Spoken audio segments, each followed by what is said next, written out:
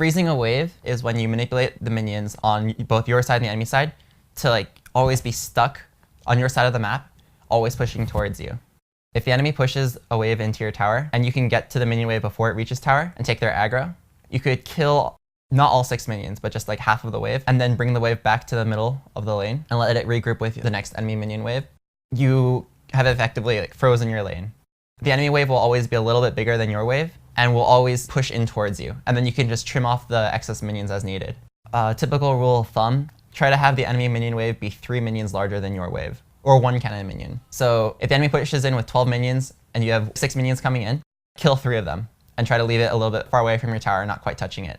This leaves your opponent in a position where they have to go up very close to your tower to CS and leaves them very vulnerable to ganks. And also, if your opponent ever leaves the lane to go roam, you make them miss all of the minions without pushing the lane. Because sometimes if your opponent roams down to mid or to the jungle to try to fight someone and you try to push the lane, maybe they'll be done and can TP back into the tower before you even get it all the way there. And then you'll have given them back all the farm that they would have otherwise missed. Freezing is a great way to snowball lanes. You usually can't do it if you're behind. If you're behind and you try to freeze, the enemy can just walk up to you, try to harass you, and then like push the minion wave all the way to the tower. And if your opponent is freezing the lane on you, use whatever skills you can, kill the wave completely, and get the wave to the tower. Then when the enemy minion wave is stalled at the tower because it's attacking your minions at the tower, the wave will push back towards you.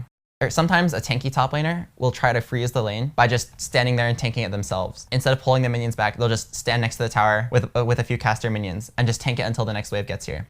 If that happens, you want to harass them as much as possible and force them to go back into tower range. If you can't, then they can continue to freeze the lane and then you'll be vulnerable to ganks.